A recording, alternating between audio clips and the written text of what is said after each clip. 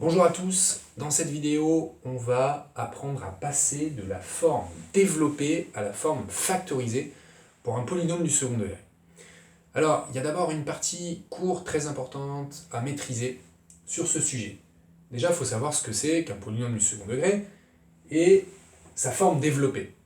C'est une fonction dont l'expression s'écrit sous cette forme-là, ax carré plus bx plus c, où petit a, petit b, petit c sont des réels avec a différents de 0. Ça, c'est la forme la plus classique pour un polynôme du second degré, celle que vous avez en général dans un énoncé. C'est la forme développée. Et la forme factorisée, ce qu'il faut savoir, qui est très important pour un polynôme du second degré, c'est qu'elle n'existe pas toujours. Elle existe parfois, et parfois, il n'y a pas de forme factorisée. Et alors, quand elle existe, elle peut se présenter sous deux formes différentes. Donc au final, ça fait trois possibilités pour une éventuelle forme factorisée d'un polynôme du second degré. Soit elle s'écrit comme ça, a fois x moins x1 fois x moins x2. Et ce cas-là se produit lorsque le delta discriminant du polynôme du second degré est strictement positif.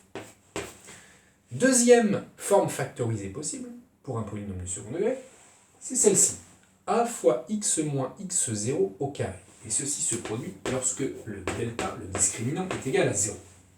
Et puis enfin, il y a un dernier cas, qui se produit lorsque le delta est strictement négatif. Et bien dans ce cas-là, il n'y a tout simplement pas de forme factorisée possible pour le polynôme du second degré en question. Donc ça, c'est une partie de cours très importante, savoir que une forme factorisée, ça n'existe pas toujours pour un polynôme, et que dans les deux autres cas, quand delta est strictement positif, quand il est égal à 0, il y a deux formes un petit peu différentes qu'on doit connaître par cœur.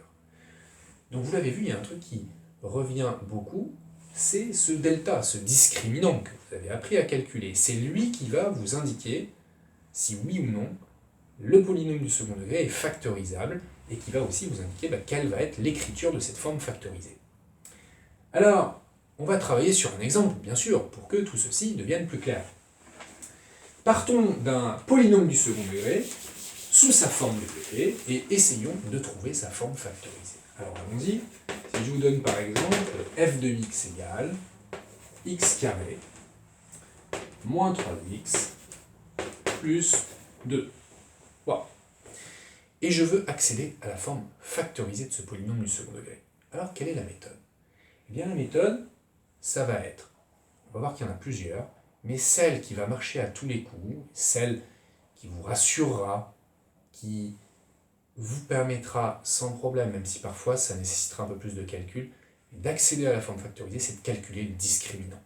Et pour calculer le discriminant delta, eh bien, avant toute chose, il faut avoir correctement identifié quels sont les coefficients du polynôme, c'est-à-dire que vos petits a, petit b, petit c, fameux coefficients qui apparaissent devant x carré, devant x, et puis la toute dernière qui est la constante. Donc ici, petit a, c'est 1. Pourquoi? Parce que c'est le coefficient qui apparaît devant x carré, on voit qu'il n'y a rien, donc c'est qu'il y a un 1. Petit b, c'est moins 3, et petit c, c'est 2, et voilà la première étape essentielle avant même de calculer un discriminant. Ensuite, on se lance dans le calcul du discriminant. Allons-y. Delta. Alors delta, que vaut-il? B carré moins 4ac, ça encore c'est du par cœur. Calculons ça. On va pouvoir le calculer sans erreur parce qu'on a correctement identifié. Il suffit maintenant de remplacer. Moins 3 au carré, moins 4 fois 1 fois 2. Ceci nous donne 9 moins 8, c'est-à-dire 1. J'ai calculé mon discriminant. Et comme son nom l'indique, le discriminant va servir à discriminer, c'est-à-dire à sélectionner, à mettre de côté différents cas. Ce qui va être important pour moi, c'est de constater quel est le signe de ce discriminant. Est-ce qu'il est strictement positif? Est-ce qu'il est égal à 0? Est-ce qu'il est strictement négatif? Puisqu'on l'a vu dans le cours, au tout début de la vidéo, eh bien c'est ça qui va nous donner la forme factorisée ou non du polynôme. Alors 1, bien sûr, c'est strictement positif. Donc on se rappelle notre tableau partagé en 3 colonnes au début. Quand le discriminant est strictement positif, ça veut dire qu'il y a une forme factorisée. Ça veut dire qu'on va bien sûr réussir à écrire ceci sous une forme factorisée. Et alors on s'apprête à l'écrire, cette forme factorisée, mais on se rappelle que dans la forme factorisée, il y avait des lettres, il y avait du A, qu'on connaît puisque A vaut 1, mais il y avait aussi du x1 et du x2. Donc on a besoin de ces valeurs de x1 et x2, qui sont les racines du polynôme et qu'on va calculer, qu'on va trouver grâce à de nouvelles formules que vous devez connaître aussi par cœur. x1, première formule, moins b moins racine de delta sur 2a, par cœur absolu. Et x2, moins b plus racine de delta sur 2a. Cette différence entre les deux, c'est le moins, il devient plus ici.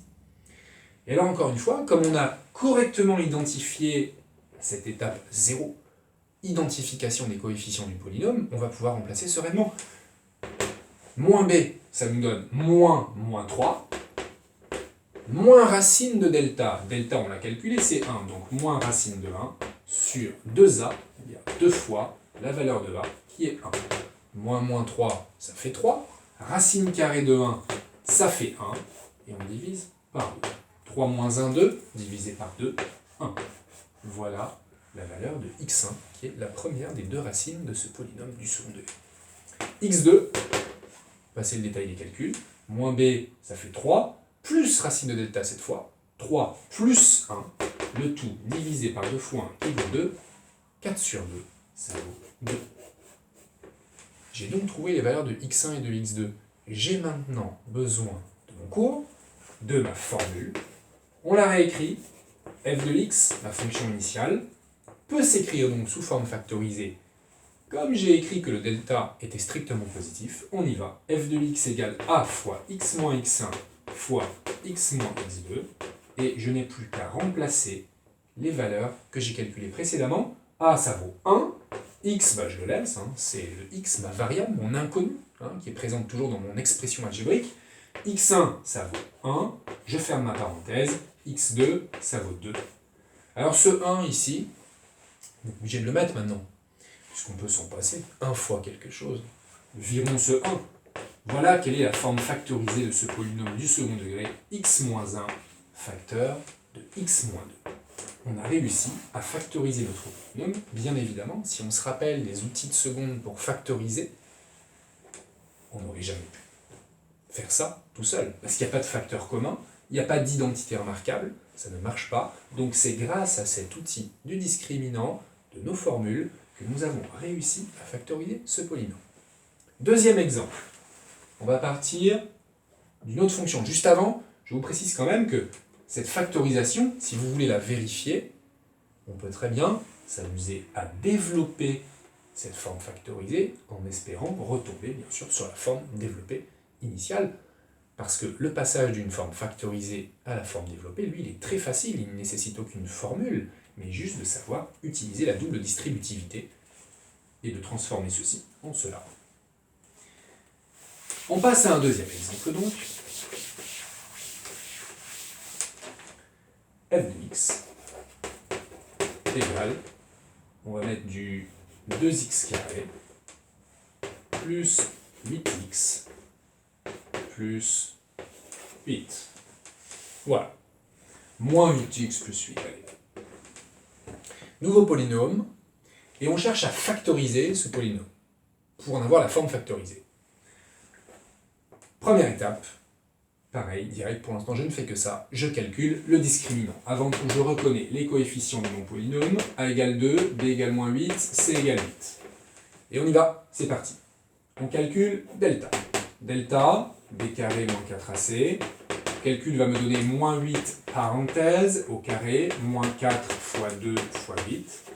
Alors bien sûr, ces calculs peuvent se faire à la calculatrice pour gagner du temps. Ça ne fait pas de mal d'essayer de refaire un peu de calcul mental.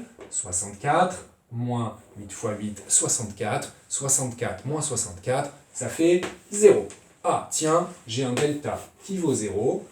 Je me rappelle de mon cours, je suis dans la deuxième catégorie, quand le delta est nul, eh bien, j'ai une seule racine.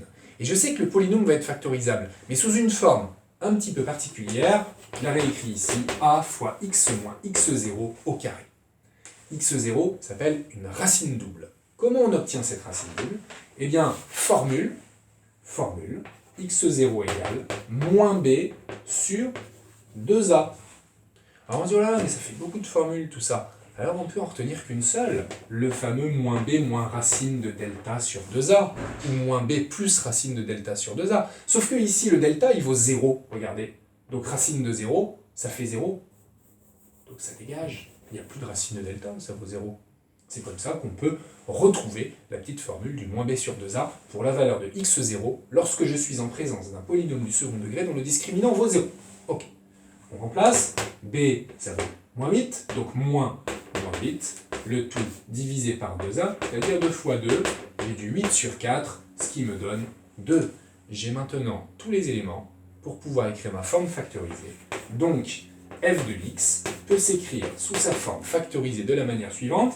Je vais réécrire la petite formule, a fois x moins x0 au carré, et en remplaçant, ça me donne 2 fois x moins x0, x moins 2, puisque x0 je l'ai calculé, ça vaut 2, le tout au carré, le tout, juste la parenthèse.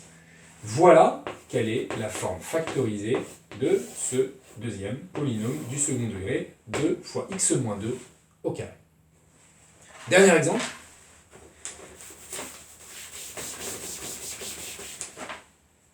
On demande quelle est la forme factorisée de ce polynôme. Polynôme dont les coefficients valent 1, 1 et 1. C'est parti. Calculons le discriminant. Delta égale b carré moins 4ac, c'est-à-dire 1 au carré moins 4 fois 1 fois 1, ce qui me donne 1 moins 4 moins 3. Moins 3 est un nombre négatif, strictement. Qu'est-ce que ça signifie? Rappelons-nous la troisième colonne de notre tableau des factorisations éventuelles des polynômes du second degré. Il n'y a pas de factorisation. Il n'y a pas de racine, il n'y a pas de factorisation possible. Donc on va écrire tout simplement que f n'admet pas de forme factorisée. Il n'y a pas de forme factorisée pour ce troisième polynôme du second degré que je vous ai donné. Donc attention, passer d'une forme développée à une forme factorisée, c'est parfois pas possible. Et c'est pas si grave que ça.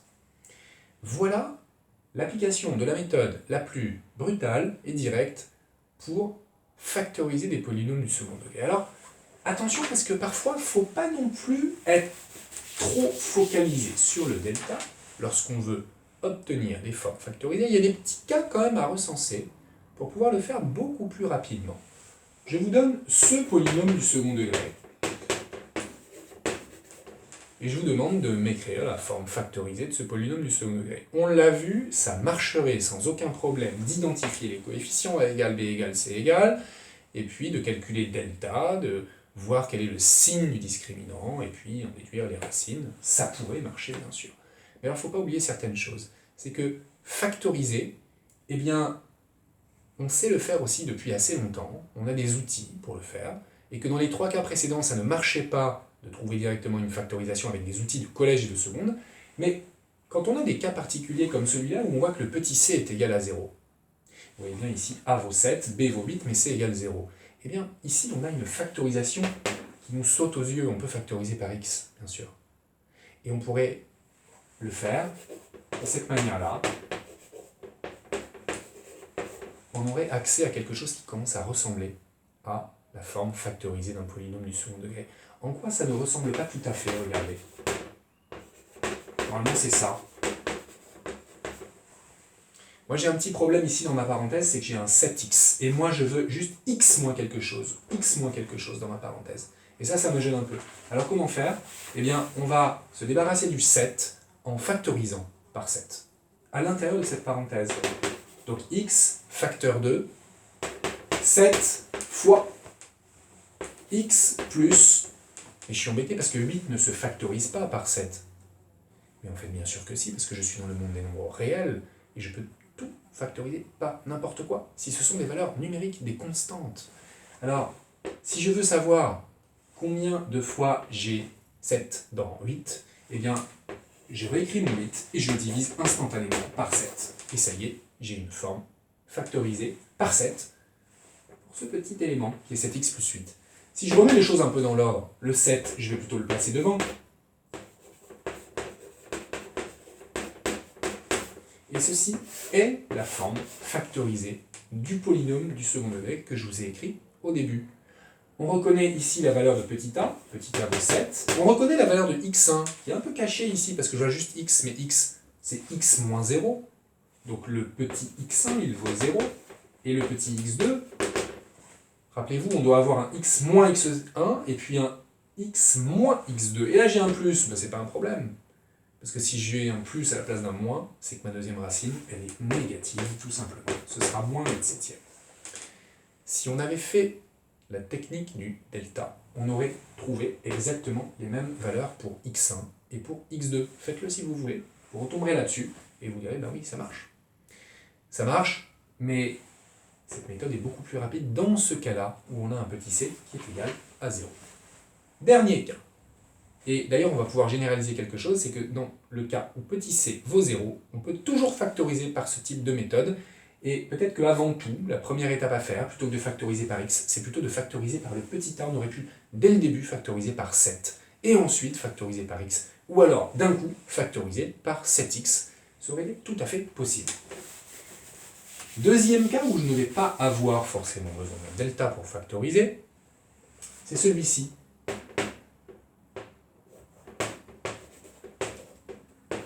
Voilà. Je vais factoriser ça. Ben, je me dis quand même, pour factoriser ça, il doit y avoir un moyen autre que le delta, parce que ça, vous savez le faire depuis la classe de seconde, et même peut-être de troisième pour certains. On reconnaît ici une identité remarquable. Donc en fait, on s'apprête à écrire, avec un petit peu de virtuosité de technique calculatoire, qu'on reconnaît un a carré moins b carré, et que ça va nous donner 2x moins 4, facteur de 2x plus 4. Et oui, identité remarquable de type a carré moins b carré avec a égale 2x, attention, parce que c'est 2x qui, quand je le mets au carré, nous donne 4x carré, et b égale 4. Et là, on a, ça y est, une forme factorisée. On s'apprête à dire, ok, j'ai la forme factorisée. Petit détail, attention, rappelons-nous que la forme factorisée s'écrit comme ça. Encore une fois, je veux voir des x moins quelque chose à l'intérieur de mes parenthèses, et non pas des 2x moins quelque chose. Donc c'est pas fini. Et c'est un peu embêtant à continuer. Donc, plutôt de se lancer directement en étape 1 dans l'utilisation de l'identité remarquable a carré moins b carré, eh bien, il vaut mieux commencer par factoriser par le petit a. C'est-à-dire je factorise, quoi qu'il en coûte, par le 4 que je vois ici devant mon x carré. Factorise par 4 si ça tombe bien, parce que ça tombe plutôt juste, je récupère un nombre entier, mais ça pourrait être une fraction, ça ne poserait pas tant de problèmes que ça, on le verra avec un dernier exemple. Ceci serait écrit grâce à l'identité remarquable citée précédemment a carré moins b carré, x moins 2, facteur de x plus 2. Et ceci, c'est vraiment une forme factorisée pour un polynôme du second degré. Et ça m'a épargné de fastidieux calculs de delta. Donc, encore une fois, il ne faut pas voir ces méthodes-là comme étant des méthodes sur lesquelles vous devez travailler en priorité, parce qu'il faut surtout avoir en tête le delta. Mais parfois, donc récapitulons, quand le petit c vaut 0, ou bien quand le petit b vaut 0, parfois ça marche. Attention, quand le petit b vaut 0, ça ne marche que quand les signes de A et de C sont opposés. Parce que si je vous mettais par exemple 4x carré plus 16, eh bien il n'y aurait pas de factorisation possible. Et là on est un peu embêté parce que avec la technique de la recherche d'une identité remarquable, on n'est pas trop sûr. Alors qu'avec un calcul de delta qui me donne du négatif, là on est sûr qu'il n'y a pas de factorisation possible. Dernier petit exemple. 3x carré moins 7. On y va. Je vais factoriser ça. Je peux faire delta. A égale 3, B égale 0, C égale moins 7.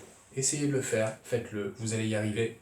Mais j'ai envie de montrer quelque chose à propos de ces méthodes alternatives. Quand le petit b vaut 0, c'est le cas ici, et quand le signe de A et le signe de C sont opposés, il y a de l'identité remarquable dans l'air, donc on y va. Technique de factorisation au préalable par 3, qui est le petit a, x carré moins 7 tiers, puisque si je factorise 7 par 3, bah, c'est qu'il me reste 7 tiers. Je divise instantanément par ce par quoi j'ai factorisé. Et là, je vais pouvoir utiliser mon identité remarquable a carré moins b carré, alors que pourtant j'ai un 7 tiers, mais 7 tiers c'est un nombre strictement positif. Il existe un nombre qui multiplié par lui-même donne 7 tiers, c'est sa racine carrée. Donc ma factorisation va me donner x moins racine de 7 tiers fois x plus racine de 7 tiers. Et attention, c'est une grande racine parce que c'est 7 tiers en entier qui est à l'intérieur de la racine carrée. Donc ici, j'ai réussi à trouver la forme factorisée de mon polynôme du second degré. Vous allez me dire peut-être que par un calcul de delta, vous n'aurez pas exactement les mêmes racines. En fait, si, mais sous une forme différente.